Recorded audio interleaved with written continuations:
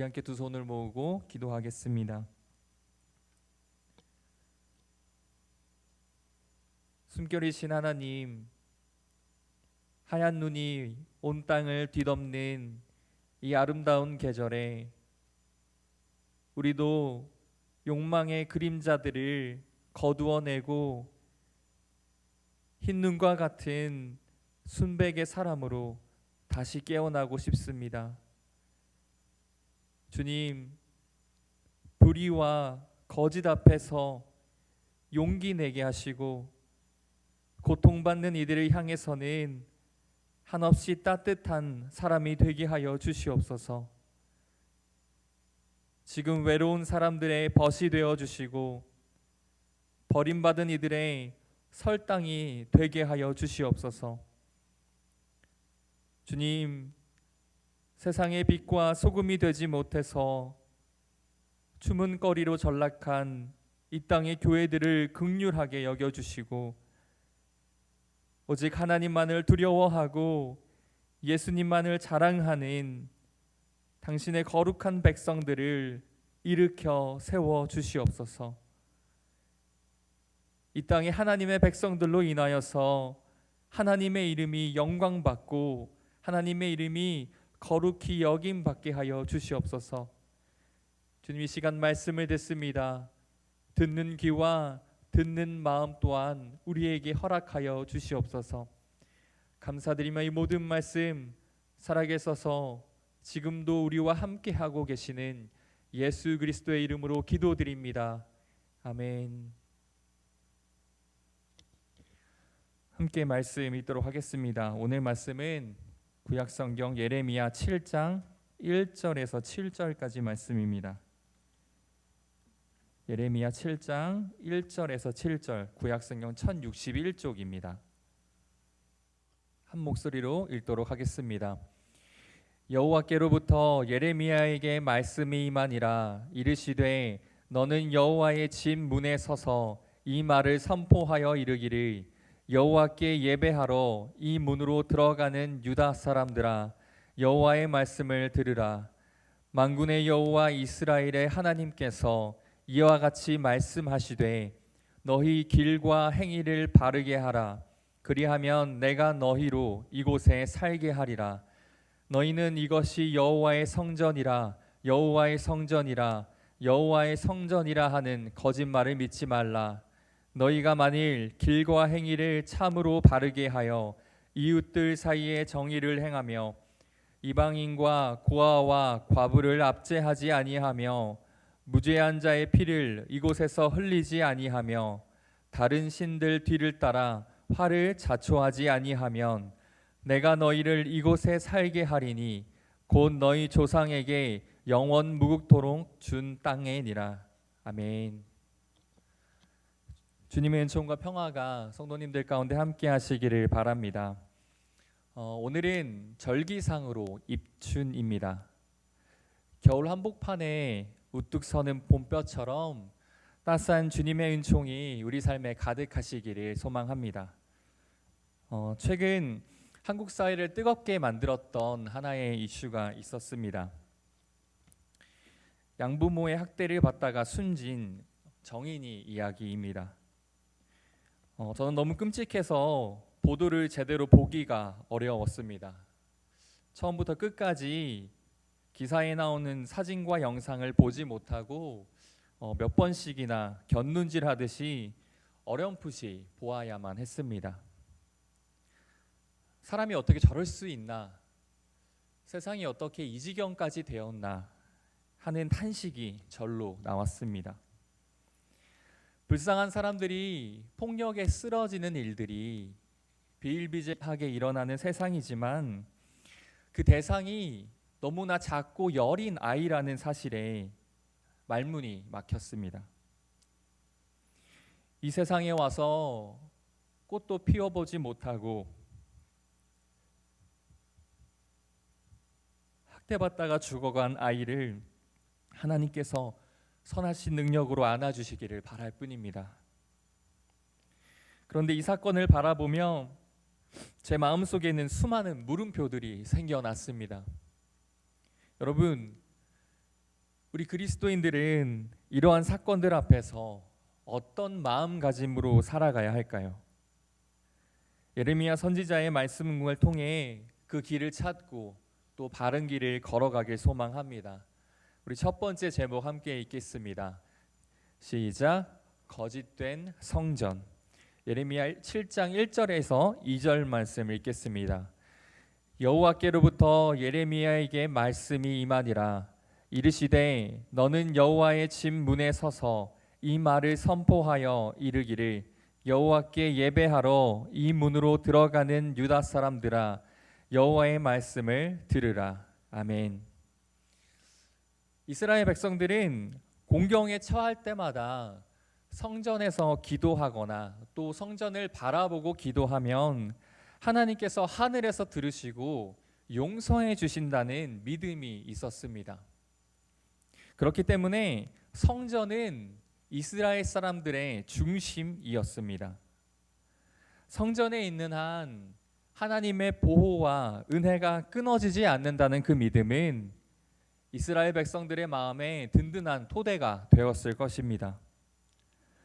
성서학자들은 오늘 본문에서 나오는 성전 연설의 배경은 아마 모든 이스라엘 사람들이 예루살렘으로 와야 했던 명절 가운데 하나라고 이야기합니다.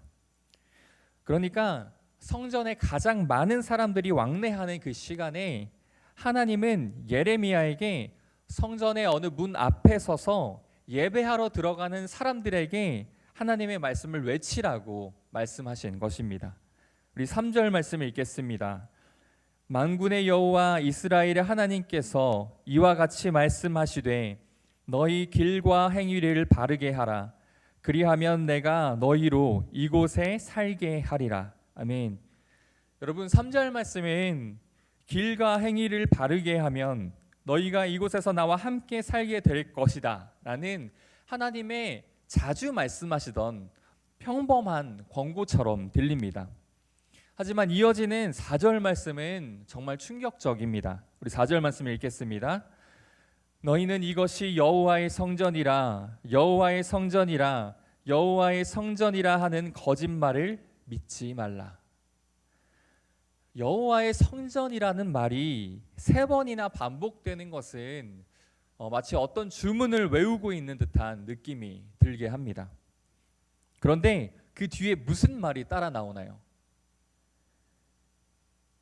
여호와의 성전이라 하는 거짓말을 믿지 말라는 이야기입니다. 사람들의 중심인 그 여호와의 성전이 거짓이라는 표현은 가히 충격적이라고 할 수 있습니다. 하나님께서는 왜 이렇게 충격적이고 위험한 이야기를 예레미야에게 전하라고 하셨을까요?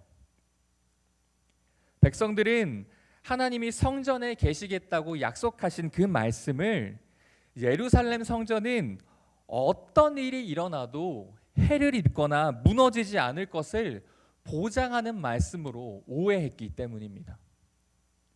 그리고 거짓 예언자들의 말을 듣고 자기들은 무슨 죄를 저질러도 성전에만 있으면 안전하다고 착각했기 때문입니다.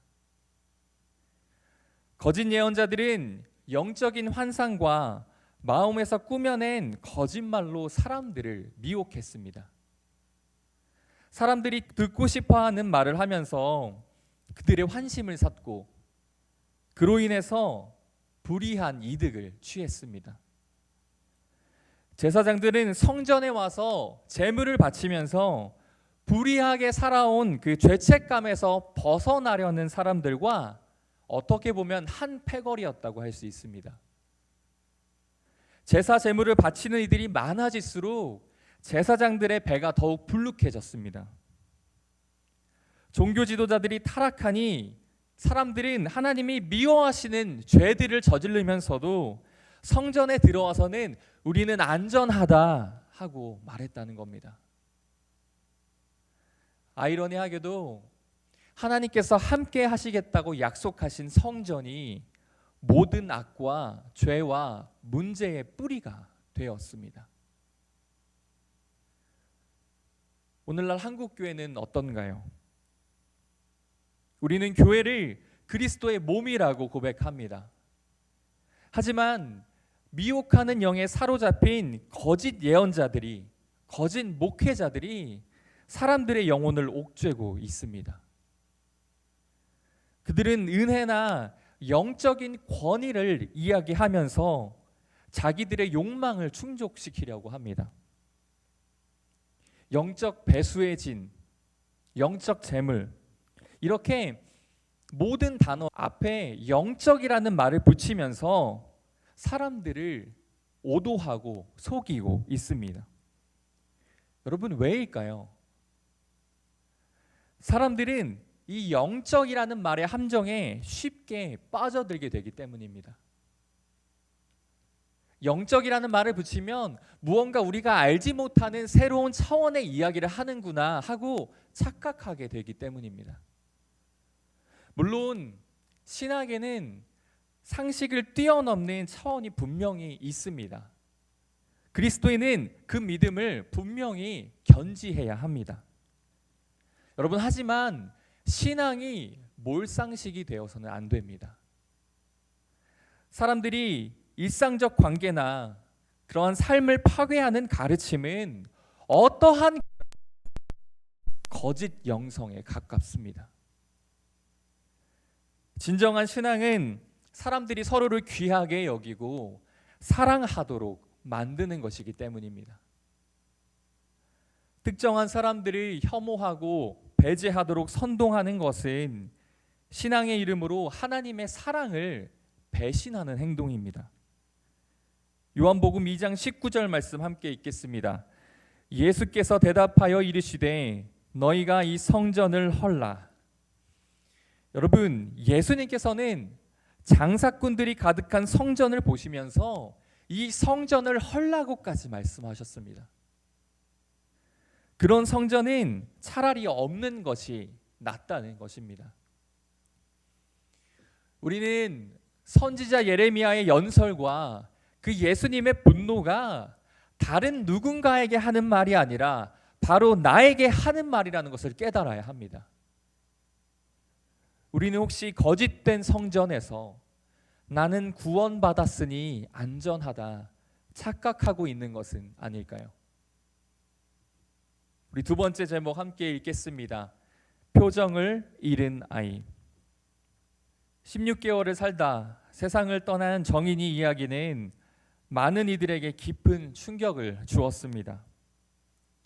모든 생명이 하나님께로부터 왔다는 우리의 고백을 무시하는 일이 벌어졌습니다.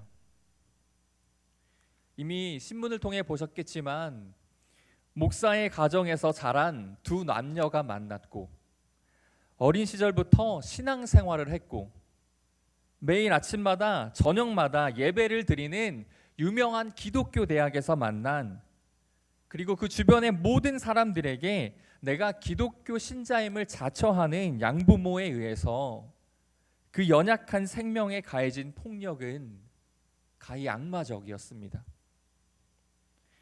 사람들은 묻습니다. 믿는 사람들이 어떻게 그럴 수가 있습니까? 맞습니다. 믿는 사람은 그럴 수가 없습니다. 다시 말하면 그들은 스스로 믿는다고 말하지만 믿지 않는 사람들이었다는 겁니다.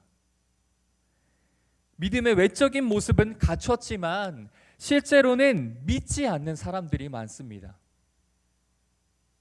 누군가를 위험에 빠뜨리고 소외시키고 헐뜯고 생명을 위축시키는 사람들은 아무리 신령하고 영적인 말들을 말한다 해도 사실은 무신론자들이나 마찬가지입니다. 오늘 말씀 5절에서 7절 함께 읽도록 하겠습니다. 시작.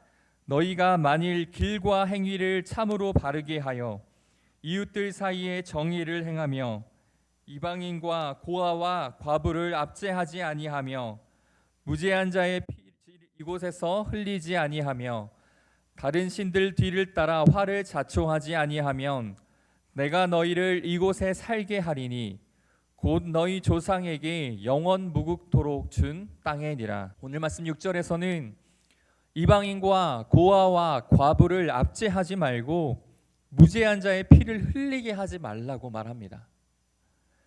그러한 곳이 하나님께서 백성들이 살게 하시는 곳, 그러니까 하나님이 동행하는 곳이라고 말씀하셨습니다. 그런데 양부모로부터 학대받다가 결국 죽음에 이른 정인이 이야기를 이 말씀에 비추어 보면 자꾸만 속에서 뜨거운 것이 올라와 목을 메이게 합니다. 그 무고하고 연약한 생명에 가해진 무자비한 폭력은 우리가 같은 그리스도인이라는 사실을 부끄럽게 만듭니다. 뉴스를 통해 보셨듯이 사진 속의 정인이는 시간이 지날수록 점점 표정을 잃어가고 있었습니다. 생기를 잃은 그 얼굴은 모든 것을 체념한 것처럼 보였습니다. 여러분, 그 얼굴이 우리의 양심을 고발하고 있습니다. 그 무표정이 다른 이의 고통과 아픔에 무정하고 자기 사랑에만 사로잡힌 우리 그리스도인들에게 너희들의 복음의 본질이 무엇인지 돌아보라고 이야기합니다. 어느 때부터인가 우리 사회에서는 기독교가 사회 질서를 어지럽히는 집단으로 인식되고 있습니다. 가장 잘 믿는다고 스스로 자부하는 사람들이 오히려 상식으로부터 멀어지고 사람과 사람 사이를 가르고 가름의 저편에 있는 사람들에게 수치심을 안겨주는 일들이 계속해서 일어나고 있습니다. 자기의에 빠진 종교는 생명을 살리는 일에는 관심이 없기 때문입니다. 이런 현실 가운데서 시편의 고백이 절절하게 다가옵니다. 시편 14절 말씀입니다. 주님께서는 학대하는 자의 포악함과 학대받는 자의 억울함을 살피시고 손수 가련한 사람이 주님께 의지합니다. 주님께서는 일찍부터 고아를 도우시는 분이셨습니다. 아멘. 이 말씀을 읽으면 그런데 왜? 라는 질문이 떠오릅니다. 정인이가 그렇게 지속적인 학대를 당할 때 하나님은 왜 그것을 바로잡지 않으셨을까요? 우리는 이렇게 참담한 일들이 벌어질 때마다 그때 하나님은 어디 계셨는가 하는 질문 앞에 서게 됩니다. 하지만 그 누구도 해답을 알 수 없습니다. 성경의 하나님은 안타깝게도 기계 같은 하나님이 아니시기 때문입니다. 인간의 역사에 갑자기 등장하셔서 악인들을 처벌하고 착한 이들을 구원해내지 않는다는 말입니다. 역사는 그래서 악인들의 동무대처럼 보여집니다. 다만 우리가 어렴풋이 알 수 있는 것은 하나님의 시간은 인간의 시간과는 다르다는 것입니다. 베드로후서 3장 8절 말씀입니다. 사랑하는 자들아, 주께는 하루가 천년 같고 천년이 하루 같다는 이 한 가지를 잊지 말라. 아멘. 하나님께는 하루가 천년 같고 천년이 하루와 같습니다. 우리는 당장 눈앞의 현실을 바라보면서 참담한 일들이 벌어질 때마다 우리의 마음을 조급해하지만 조바심을 갖고 하나님, 언제 하나님의 정의를 이루실 것입니까? 하는 질문을 갖게 되지만 하나님의 시간은 더디게만 흐릅니다. 마틴 루터 킹 주니어는 이런 현실을 바라보며 아주 의미심장한 말을 남겼습니다. 우주의 윤리적 포물선은 길지만 그 방향은 정의 쪽으로 굽어 있다. 여러분, 무슨 말인가요? 아무것도 변하는 것이 없는 듯 보여도 온 힘을 다해서 역사를 정의의 방향으로 밀어붙이는 것이 바로 그리스도인들의 소명이라는 것입니다. 우리는 이 중심을 붙들고 살아가야 합니다. 무고한 생명들이 희생되는 참담한 일들이 벌어질 때마다 그저 투덜대는 것으로만은 이 문제가 해결되지 않습니다. 아동학대 사건이 국회에 계류 중이라고 합니다. 중대재해기업처벌법도 아직 제대로 처리되지 않았습니다. 천하보다도 귀한 생명이 낭비되지 않는 사회를 만드는 것이 우리들이 원하는 꿈이기도 하지만 근본적으로는 하나님께서 이 땅에 이루고자 하시는 꿈이기도 합니다. 지금 우리는 어떤 꿈을 꾸고 있습니까? 혹시 잘 먹고 잘 사는 것, 축복받는 삶이 우리의 꿈이 되어 있지는 않으신가요? 그렇다면 우리는 어쩌면 이스라엘 백성들처럼 거짓된 성전에 머물러 있는지도 모르겠습니다. 우리 마지막 세 번째 제목 함께 읽겠습니다. 하나님이 요구하시는 것. 지금 교회는 아주 중대한 갈림길에 서 있습니다. 명목상에 그리스도인들은 많지만 힘을 다해서 예수님의 말씀대로 살아내려고 노력하는 그리스도인들은 많지 않은 것이 오늘 우리의 현실입니다. 겉으로는 좋은 신앙인처럼 보이지만 여전히 어둠에 속한 사람들이 많습니다. 열정적이지만 그 열정의 방향이 잘못되면 자기 스스로를 해치고 다른 이도 해치게 됩니다. 그렇게 우리의 신앙생활에는 내가 지금 바른 방향으로 가고 있는지에 대한 끊임없는 성찰이 필요합니다. 우리의 확고한 믿음이 때로는 우리 자신을 속이는 허위 의식일 수도 있음을 늘 자각해야 합니다. 이제 잠시 멈춰서서 우리 자신의 모습을 돌아보았으면 좋겠습니다. 정의와 평화의 세상을 자들의 꿈이 우리에게 있습니까? 사람들이 인위적으로 세워놓은 여러 가지 장벽들을 사랑으로 허무는 성령님의 인도하심을 따라 살고 계십니까? 하나님이 우리에게 바라시는 것은 복잡한 제사나 화려한 예배, 종교의식이 아닙니다. 오케스트라의 웅장한 찬양이 없어도 괜찮습니다. 화려하고 멋진 밴드 음악과 조명이 없어도 괜찮습니다.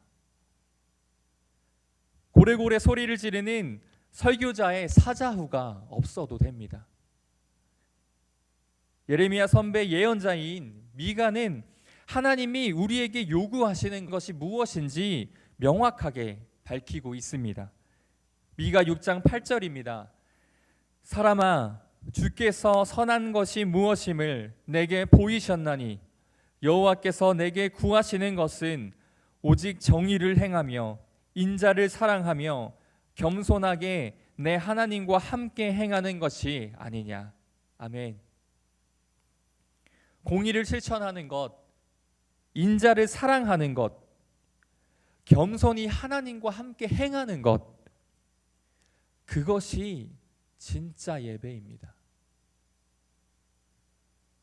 나그네, 고아, 과부와 같은 사회적 약자들을 억압하지 않을 뿐만 아니라 그들이 주눅들지 않고 살 수 있는 세상을 만들기 위해서 애쓰는 것이야말로 하나님의 공의를 실천하는 진정한 예배입니다.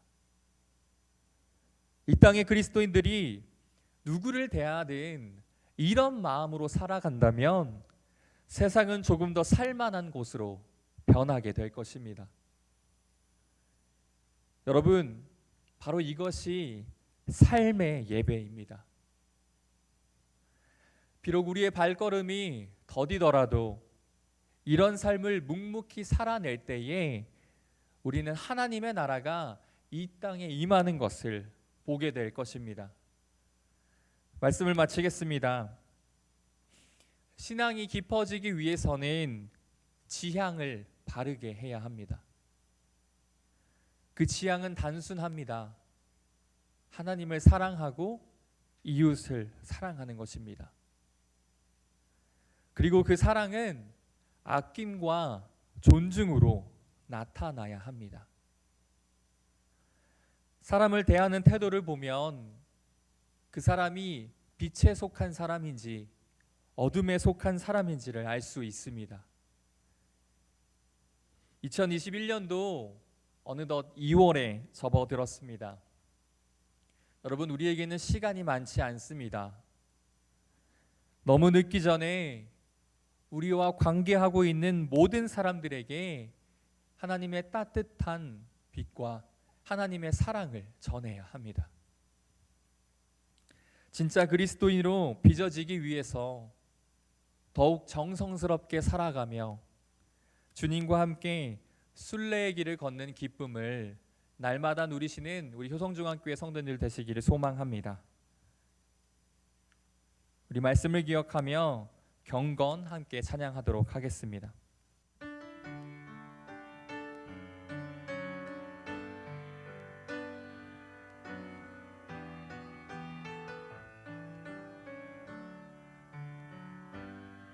전국의 소망 품은 당신은 주님 앞에 선 바로 당신은 그의 편지로 이 땅에 보낸 주의 손과 발 작은 예수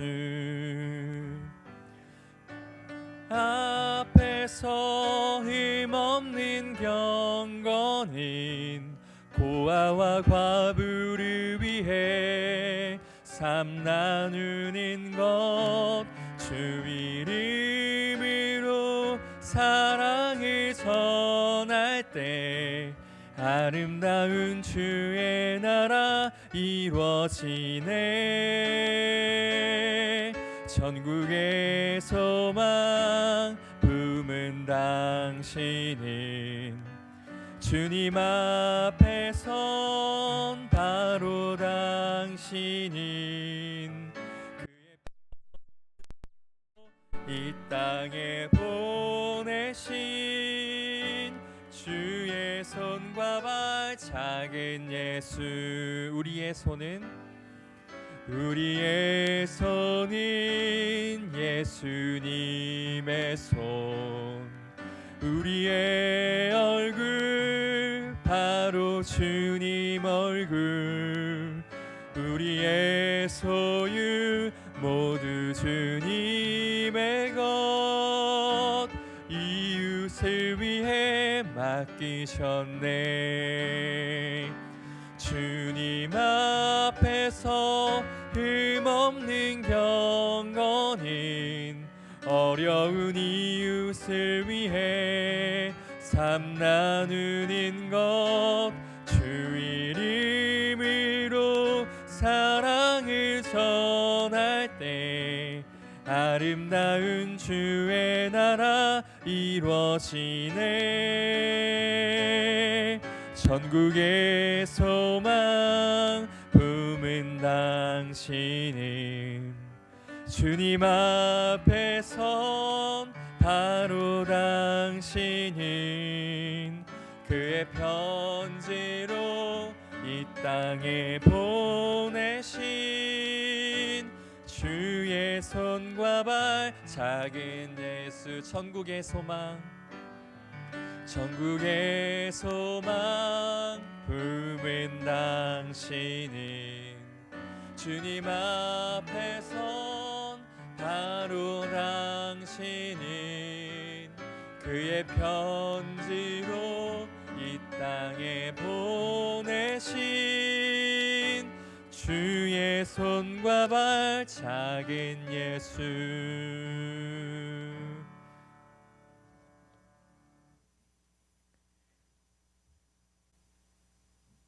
주님, 예레미야를 통해서 들려주신 이 말씀이 오늘 우리의 마음속에 큰 울림으로 다가오게 하여 주시옵소서.